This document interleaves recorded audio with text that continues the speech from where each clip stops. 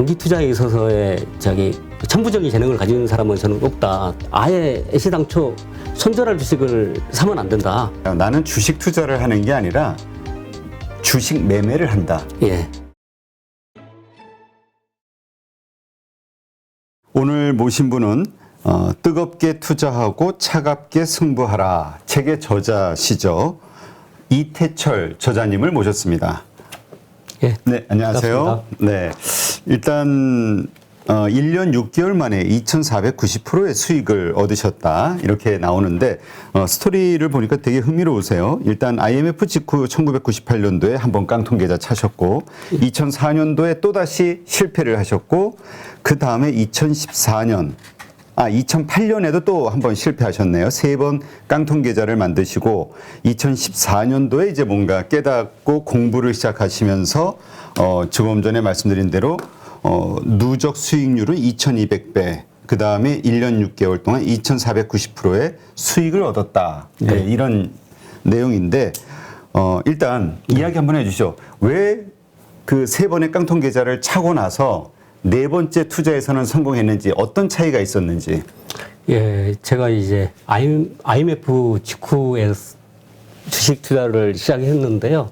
당시에 이제 실패했던 이유 중에 하나가 남들 하니까 공부하지 않았고 전혀 책 한 번 읽지 않고 투자를 하게 됐어요.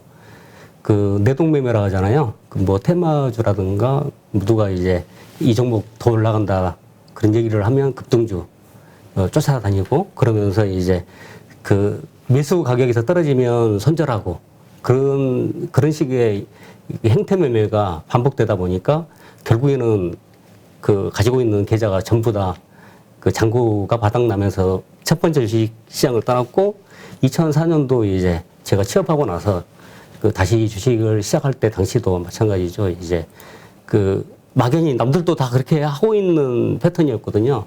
뭐 예를 들면 그 당시에 2004년도에 뭐 바이오주 뜬다 그러면 바이오주 쫓아다니고 그 당시에 뭐 재무제표라든가 네. 사업 보고서라든가 뭐 주식 관련된 책을 보거나 그렇게 해서 학습을 하면서 투자한 것도 아니었고 당연히 다들 그렇게 하는 줄 알았어요.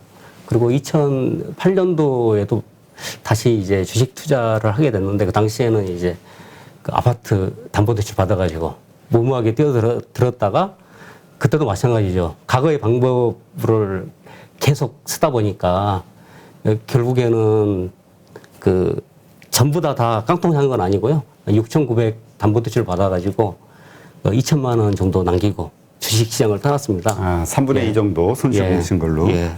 그래서 이제 2014년도에 다시 이제 주식 투자를 시작하게 된 계기가 과거에 잘못된 방법으로 계속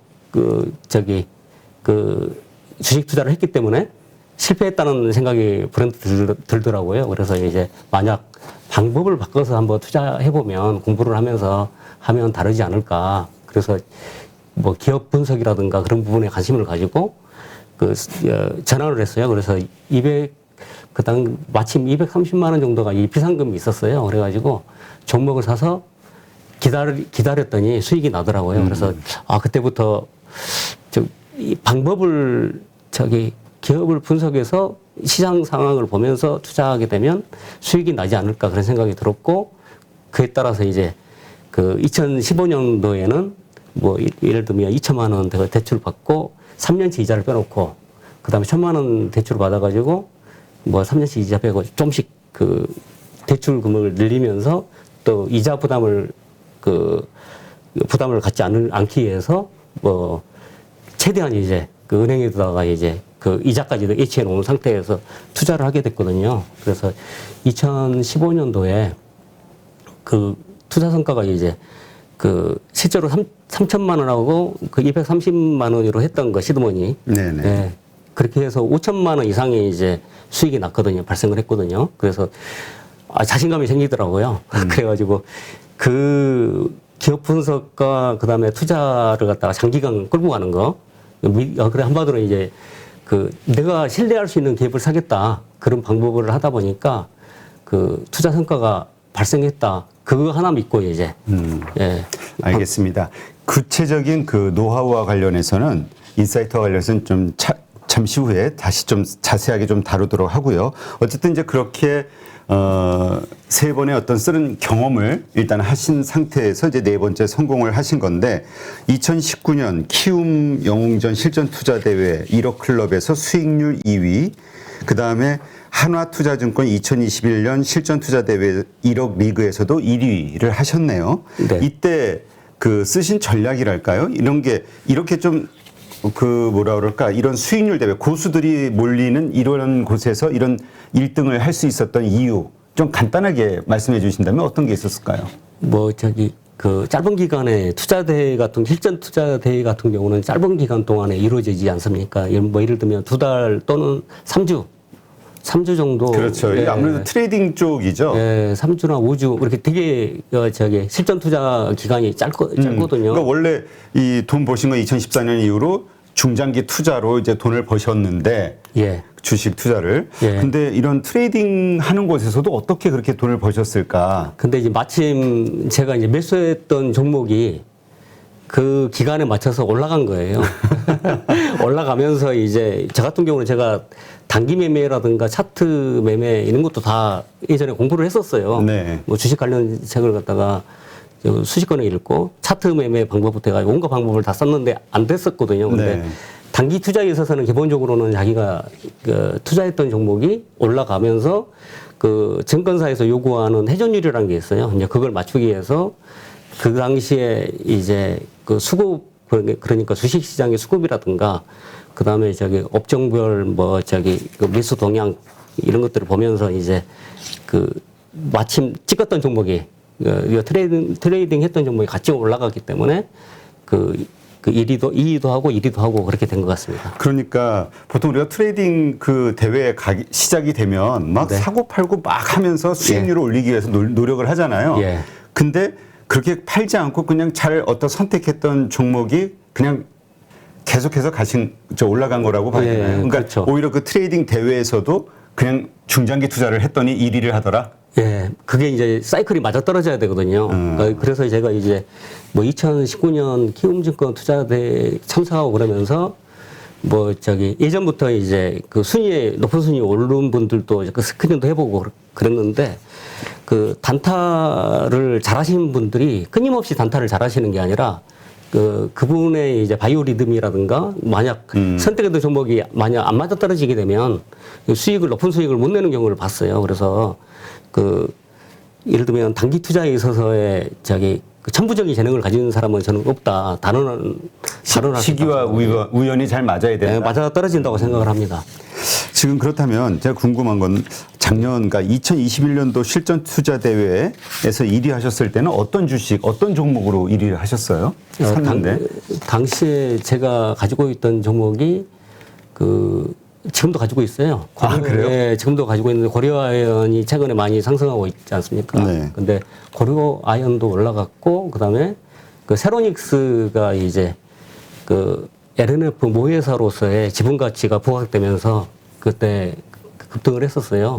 그래서 이제 그런 종목들이 올라가다 보니까 1등을 하셨는데, 예. 근데 그 종목을 그 이후에 판 것도 아니고 지금까지 계속 가지고 이제 있다. 세로닉스는 당시에 이제 정리를 했던 이유 중에 뭐냐면 제가 생각했던 목표가까지 왔기 때문에 매도를 했고 고려아연 같은 경우 제가 생각하는 목표가가 따로 있기 때문에 매도를 하지 않았습니다. 그래요? 네. 알겠습니다. 어쨌건 중장기 투자의 어떤 기법 혹은 그런 개념을 가지고도 트레이딩 대회에서 우승을 할 수 있었다. 그 이유에 대해서 한번 좀 자세히 한번 살펴보죠.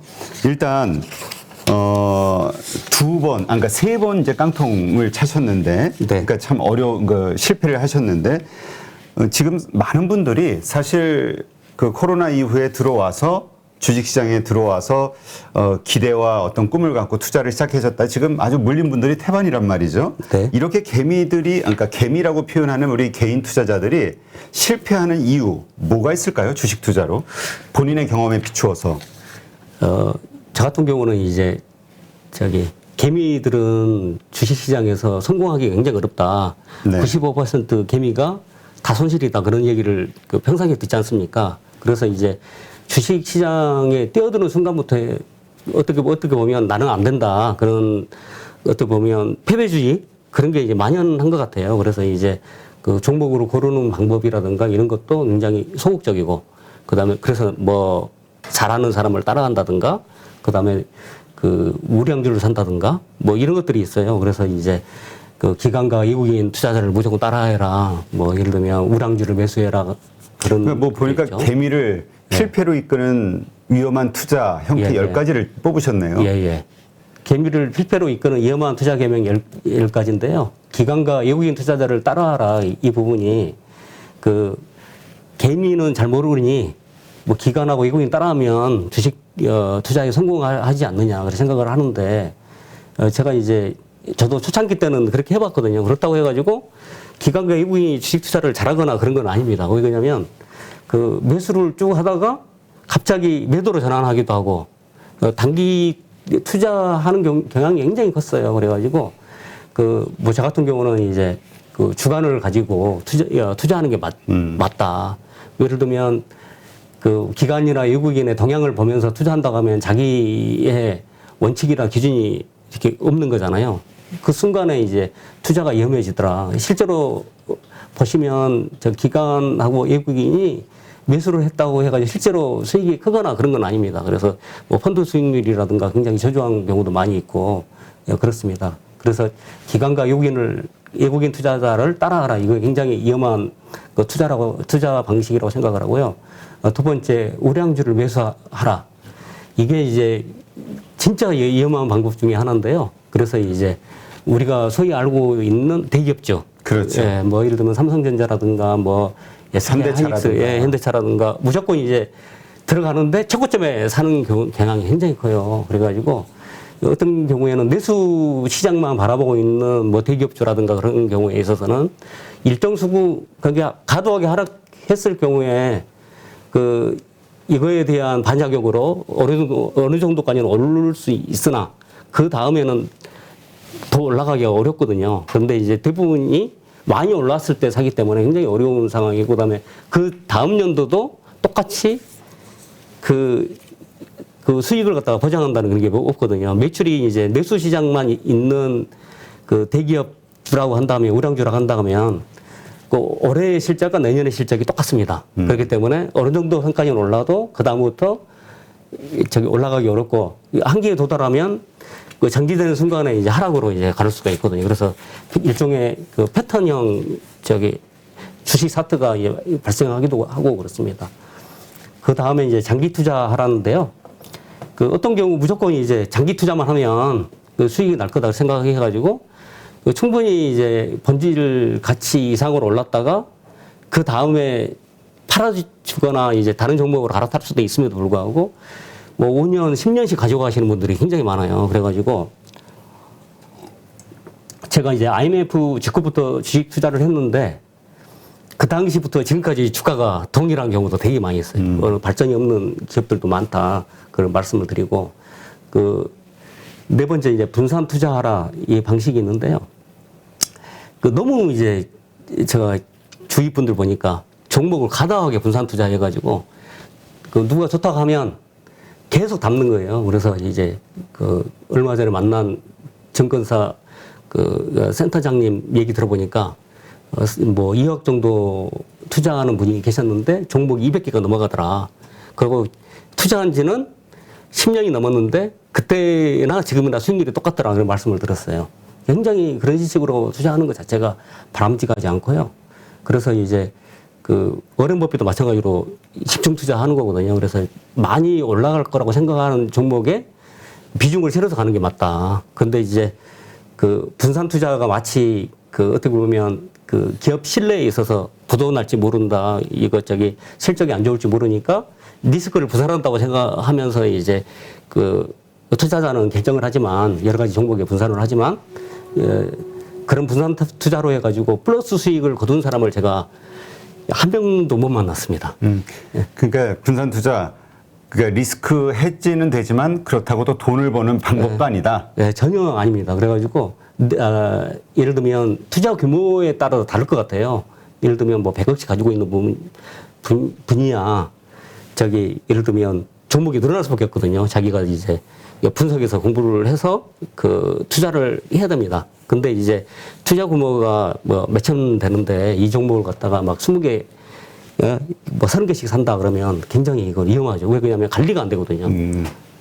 그래서 이제 저 같은 경우는 제 지인들의 경우도 다 계좌도 보고 저한테 이제 컨설팅 식으로 이제 보여주면서 어떻게 하면 좋으냐, 저기 제 의견도 묻고 그러신 분들을 많이 봤어요. 그런데 내가 확실하게 어떤 기업 분석이 된다고 그러면 한 종목도 가능하다고 생각하거든요. 근데 그거에 대한 내부 속사정까지 전부 다 알아야 된다고 생각해요. 앞으로 이 회사가 어떻게 될 것인지 그 성장 모델이라든가 이런 것들을 내가 그 정확하게 알고 있다 그러면 분명히 저기 집중 투자할 수밖에 없는 거죠. 그렇게 생각을 하고 있고요. 네. 예. 그 다음에 소분해 사서 뉴스에 팔아라. 이상하게 이제 그 해당되는 기업 관련 뉴스만 나오면 팔아버리는 분들이 되게 많아요. 자동으로. 이게 굉장히. 그러니까 이제까지 지금 말씀하시는 게 이제까지 우리가 그냥 일반적인 상식처럼 주식시장에서 투자자들이 가지고 있는 생각인데 이게 오히려 수익을 내는데 방해가 된다. 예, 엄청나게 위험한 이렇게 생각하시는군요. 방식이죠. 그래서 네. 이제 그 주가의 현 위치 있지 않습니까? 고점이냐 여러 가지 주식 상황에 뭐 그 따라서 다르게 적용을 해야 됨에도 불구하고 예를 들면 저기 저평가 상태에 있는 초저평가 상태인데 뉴스가 나왔다 해가지고 바로 매도 버튼을 누르는 분들이 되게 많더라고요. 그래서 이제 뉴스의 정도에 따라서 대응을 해야 된다. 뭐 예를 들면 어떤 분은 공시만 나오면 수주 공시만 나오면 팔아버리는 분도 봤어요. 그래서 그 공시가 그 다음날도 나오고 그 며칠 있다 또 나오고 그럴 수도 있잖아요. 그래서 뉴스에 나온다 해가지고 무조건 팔 게 아니라 그 기업의 내용이라든가 가치 이걸 염두에 두면서 대응을 했으면 좋겠다 그런 생각을 가지고 있습니다. 그러니까 이제 사실 지금 말씀하신 그 요 뉴스에 팔아라 이건 아마 단기 트레이딩 하시는 분들 관점에서 그쵸? 치고 빠지고 한다 이런 생각을 하는데 예. 중장기적으로 봤을 때는 사실 지금 이게 뭐 팔자리는 아닌데 이런 관점으로 봐야 된다. 예, 맞습니다. 이렇게 보면 되겠네요. 예. 뭐 그 외에도 뭐 손절가를 지켜라, 여유 자금으로 투자하라, 차트 매매를 배워야 된다, 현금도 투자다, 분할 매수, 분할 매도하라. 요 10가지에 대해서 이제 이야기를 하시는데 요 가운데서 손절가를 지켜라. 요거 한번 좀 다뤄보죠. 예. 보통 우리가 손절가를 지키지 않으면 더 크게 물린다라고 생각하잖아요. 크게 물린다. 그래서 이제 손절가를 지켜라는 이제 급등주라든가 예를 들면 신고가 매매. 예, 테마주를 그 매매하는 분들은 이게 손절가를 지키는 게 중요해요. 근데 이제 우리나라 투자 문화 자체가 너무 단타 위주로 하다 보니까 하루 거래 60%, 70% 정도가 그 단타거든요. 그래서 이제 그분들이 이제 대부분이 그 조금만 맞으면 2% 맞으면 손절하거나 뭐 그렇게 되는데 그래서 그 뭐 제가 주장하는 바로는 어떤 거냐면 아예 애시당초 손절할 주식을 사면 안 된다. 충분히 분석해서 그 주식을 사되 그 내가 사고 난 다음에 어느 정도 그러니까 20%, 30%, 40%까지도 저는 용인을 해야 된다. 실제 주식 시장의 변동성이 엄청나게 크거든요. 근데 그 손절을 갖다가 계속 하다 보면 만약 내가 투자 금액의 50%만 빠져도 그래가 손절을 하고 난 다음에 다시 이걸 지키려고 하면 본전을 찾으려고 하면 100% 올라야 되거든요. 그렇죠. 네, 그래서 그 손절가를 지켜라 만큼 위험한 그런 경험이 있으세요? 예? 그러니까 그렇게 말씀하신 대로 30%, 40% 빠지고 50% 빠지는데도 버텼다가 그것이 다시 이렇게 회복이 된 그런 경험이 있으세요? 예, 예전에 제가 2008년도에 투자 실패가 있었는데요.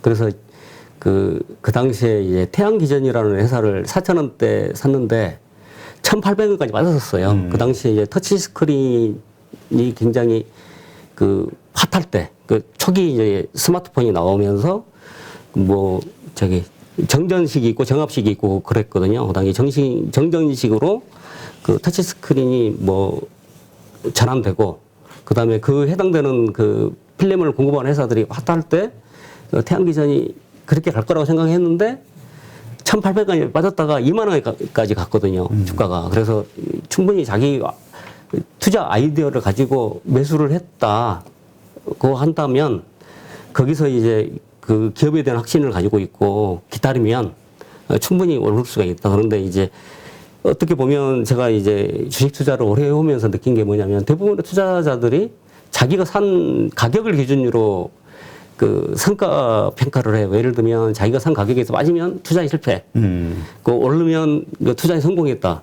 그렇게 생각하는 것 같은데 제가 이제 오랫동안 투자해 보면서 하면서 느낀 게 어떤 거냐면 그 한번 주식을 사고 나서 그 다음에 분기 실적 발표를 하잖아요. 네. 그 다음 분기도 있고 그래서 그 분기 실적의 발표의 성과 그러니까 매출액이라든가 영업이익을 보면서 이제 판단을 하는 게 좋다. 그러니까 내가 샀는데 다음 분기 사고 나서 다음 분기에 실적이 더 좋아지면 나는 잘 산 거고, 예, 그렇죠. 주가는 빠지더라도, 예. 이렇게 생각하자. 예, 포인트를. 그렇게 생각하기 시작하면서 제 투자가 편해졌고요. 실제적으로 예, 주식시장에서, 한국 주식시장에서 실적이 좋아지는 업체는 올라갑니다. 결국에는. 예, 올라가는데 문제는 뭐냐면 전혀 이제 IR이라든가 그런 게 무관심한 기업들이 있어요. 그런 경우에는 주주가 요구를 해야죠. 적극적으로 IR 하도록 요구하고, 뭐, 예를 들면 기업의 주주는 소액 주주라도 주주잖아요. 그래서 충분히 그 기업에 요구할 권리가 있다. 그렇게 생각을 해요. 네. 예. 알겠습니다. 그래서 우리 저자님은, 단순하게 봐야 진짜 가치가 보인다라는 예. 말씀을 하셨는데 예. 이 의미는 결국 기업의 본질, 펀더멘탈을 봐라 이 얘기인가요? 예, 맞습니다. 우리나라에서 이제 대부분의 투자자들이 차트 매매라든가 기술적 분석에 치중하는 경향이 그렇죠. 있어요. 가격에 우리가 집중, 매매. 네, 매매. 그러니까 이렇게 말씀하시는 분들도 많아요. 나는 주식 투자를 하는 게 아니라 주식 매매를 한다. 예. 네, 그래서 이제 그 주식 매매를 하다 보면은 위험성이 있는 게 뭐냐면 지금 어떻게 보면 그 사보고서가 지금 감사보고서 사보고서가 나오는 시즌이지 않습니까? 근데 지금 그 뉴스에 40여 개 업체가 그 상패 대상에 오르내리고 있지 않습니까? 그래서 이제 차트 매매라든가 이제 테마 중심으로 주식을 사다 보면 제가 주위에 두 사람을 봤어요. 사자마자 바로 거래 정지가 되는 거예요. 그래서 이제 그것만큼 위험한 게 없다. 저 같은 경우는 이제 주위의 분들한테도 당장 성과가 보이는 것도 중요하지만 그보다 더 중요한 게 뭐냐면 내가 매수했던 그 기업의 가치가 올라가는 거 그걸 조금만 기다리면 된다. 그래서 실질적으로 그 기업의 실적이 나오고 그 다음에 그 해당되는 기업이 뭐 배당도 크게 주고 그러면 주가가 올라가더라고요. 그래서 그러면서 이제 만족감도 커지고 그 다음에 기업의 제가 주주 행동주의 관련해서 관심도 많고 그래서 소액 주주 모아서 해당되는 기업에다가 탄원서도 놓고 그렇게 해봤거든요. 근데 이제 그 우리나라 이제 주식 투자 문화에 있어서 너무 차익 모멘텀 투자 중심으로 이루어지다 보니까 그 같이 모아서 같이 활동을 하고 싶어도 참여하기 내가 그렇게 굉장히 오래 가지고 있을 생각이 없거든요. 예, 그렇죠. 결론 나올 때까지. 예, 그래서 너무 작게 그래서 분기 실적이 나오면 그 다음에 판단해도 되는데 주가가만 떨어지면 바로 그 매도 버튼을 누르는 경향이 굉장히 커요.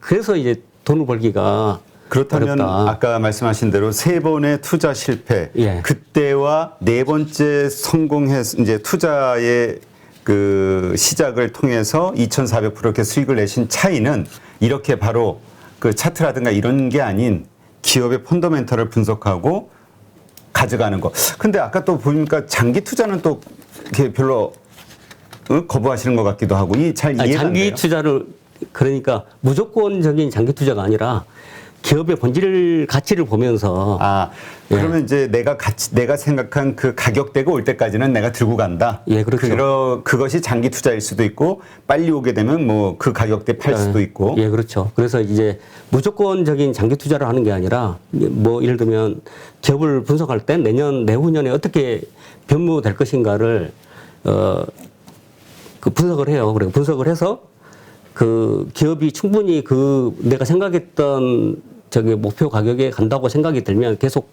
홀딩해서 가는 거고, 워렌 버핏 말대로 10년 이상 보유한 회사를 만약 내가 찾았다면? 찾았다고 한다면 행복하죠. 그런데 이제 우리나라에서는 이제 그게 쉽지 않은 일이거든요. 그래서 일단은 그런 기업에 대해서 매수를 하되 모니터링 하면서 내 투자 아이디어가 훼손됐을 때, 그러니까 또 하나는 이제 목표가가 도달했을 때 그때 매도를 하되, 일반적인 경우에서는 단지 차익 매매라든가 모멘텀 투자, 차트, 기술적 분석에 의한 매매는 지향하는 게 이제 소액 투자자들이 시장에서 살아남는 길이다. 네. 근데 제가 주위 분들을 여러 사람 보고 느낀 건 어떤 거냐면, 자진 매매를 하다 보니까 조그만 수익만 나도 길게 가져가서 큰 수익을 낼 수 있음에도 불구하고 조그만 주식시장에 대한 기본적인 불신이 있는 분들이 되게 많아요. 그래서 조그만 수익에도 매매를 하고, 그 다음에 손실이 나면 팔지 못하고, 이렇게 되다 보니까 굉장히 투자가 어려워지는 것 같아요. 네. 예. 알겠습니다. 누구나 1시간 안에 200개 종목에서 좋은 종목을 고를 수 있는 그런 능력을 배양할 수 있도록 제가 도와드리려고 그렇게 하고 있습니다.